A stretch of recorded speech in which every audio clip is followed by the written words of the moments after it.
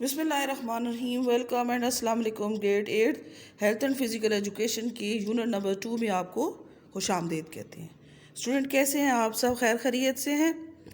جی students, ہم لوگ کا جو آج کا ٹاپک ہے وہ ہے جی حرکت کے دوران عضلات، یعنی آپ کے جو مومنٹ کے دوران جو آپ کے مسلز ہوتے ہیں وہ کس طرح آپ کی بونس یعنی ہڈیوں کو سہارا دیتے ہیں۔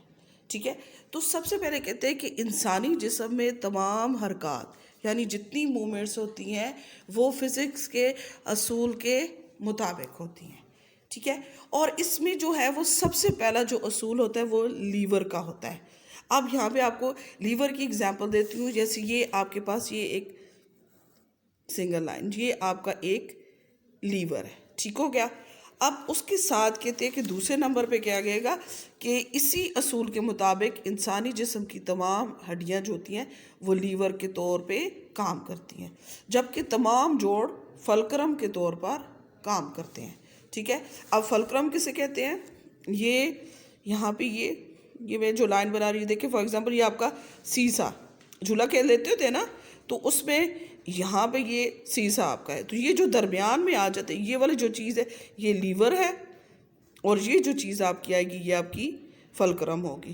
یعنی فلکرم جو ہوتے ہیں نا وہ تمام جو فلکرم ہم نے جوڑ کہتے ہیں، یہ دیکھیں یہ مڈ اس کا درمیان والی جگہ ہے جس کو ہم جوڑ کہتے ہیں۔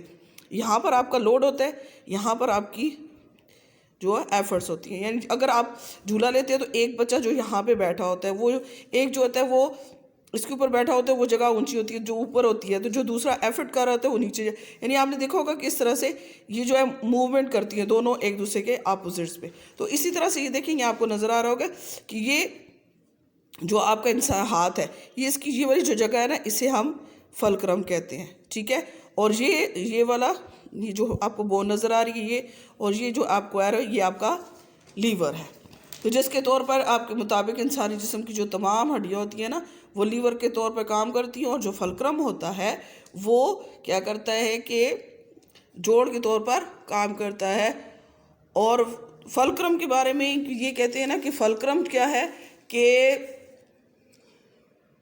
جس چیز کے گرد کوئی چیز گھومے، یعنی اب اگر اس میں آپ کو بھی دکھا رہی ہوں نا کہ یہ جو ہے جیسے آپ کی یہ کونی ہے، اس میں جو دیکھیں آپ کا بازو موو کرتا ہے، آپ اس کو بینڈ کرتے ہیں یا اس کو اوپن کرتے ہیں، تو یہ جو ہوتا ہے یہ سارا جو ہے یہ فلکرم کے جو ہے وہ گرد گھومتا ہے۔ یعنی یہ وہ جو ہوتا ہے فلکرم جو ہوتا ہے وہ ایک گھومنے والی چیز ہے کہ آپ اپنے ہاتھ کو بینڈ کریں گے اوپن کریں گے تو یہ جو ہے یہ موو کرتا ہے۔ ٹھیک ہو گیا، اس کو ہم کہتے ہیں فلکرم۔ اب اس کے بعد کہتے ہیں کہ عضلات کی بناوٹ جو ہوتی ہے وہ کروڑوں باریک ریشوں جنہیں مسل فائبر کہتے ہیں پر مشتمل ہوتی ہے۔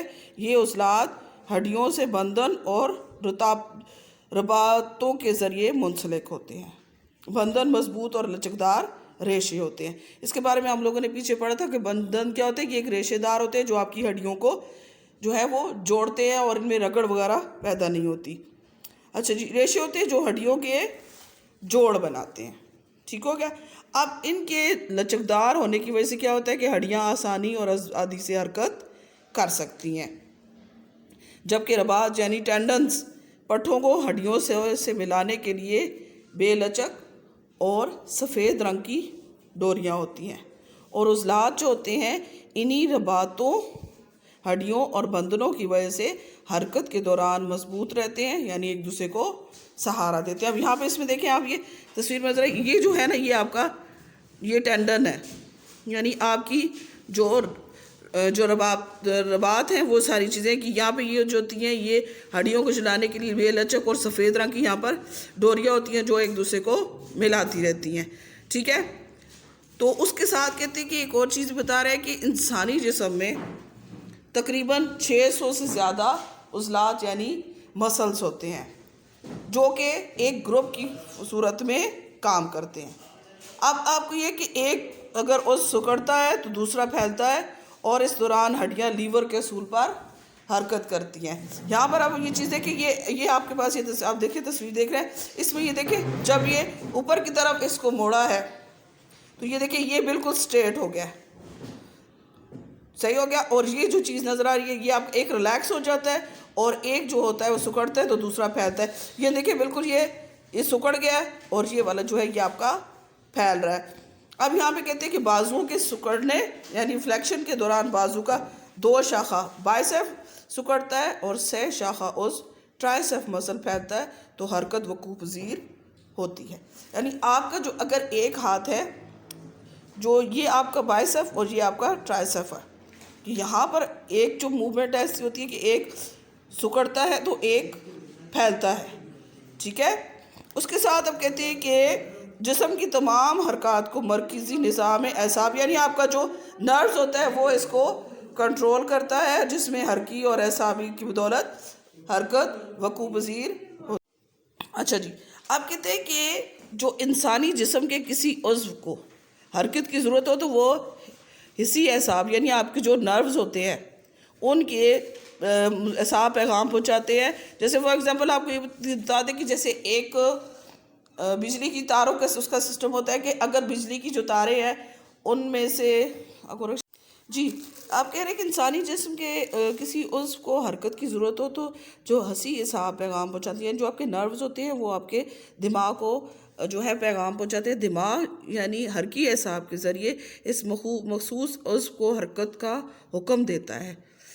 اس طرح سے نظام اعصاب اور نظام عضلات کے باہمی ربط و تعاون سے متوازن حرکات وقوع پذیر ہوتی ہیں. جیسے دیکھیں ہمارے جو نروز ہوتے ہیں وہ آپ کے جسم میں بجلی کی طرح تاروں کی طرح آپ کے جسم میں پھیلے ہوئے ہوتے ہیں. اور فرض کریں کہ چائے کا کپ ہے اور وہ گرم ہے تو جیسے ہی آپ اس کو ہاتھ لگاتے ہیں تو ایک دم سے آپ یہ ہاتھ اٹھا لیتے ہیں. تو یہ کیسے ہوتا ہے کہ یہ جو نروز ہوتے ہیں یہ ایک دم سے جو ہے آپ کے دماغ کو وہ پیغام ہو جاتے ہیں. جیسے آپ بجلی کی تاریں آتے ہیں بٹن جیسے ہی آن کرتے ہیں تو سارے بلب ایک دم سے آن ہو جاتے ہیں. تو اسی طرح سے جو آپ کے نروز ہوتے ہیں جو اسی اعصاب ہوتے ہیں وہ بھی کوئی بھی ایسا کام جو ہوتا ہے جو اگر آپ کو کٹ لگ جاتا ہے یا کوئی چیز گرم لگتی ہے کوئی ایسی چیز ہو جاتی ہے جو کہ ان یوزول ہوتی ہے تو فوراً سے وہ دماغ کو جو ہے پیغام دیتے ہیں اور دماغ آپ کو پھر فوراً سے آرڈر دیتا ہے کہ آپ ہاتھ پیچھے کر لیں ایک دم سے. تو آپ یہ نہیں اور یہ بھی نہیں ہو سکتا کہ آپ کے جو ہے وہ کہتے ہیں کہ آپ نے گرم چائے کا کپ کو ہاتھ لگایا تو آپ اس کی جگہ ٹانگ اپنی اٹھا لیں، یہ نہیں ہو سکتا. بلکہ وہ جو ایگزیکٹ طور پر اگر آپ کا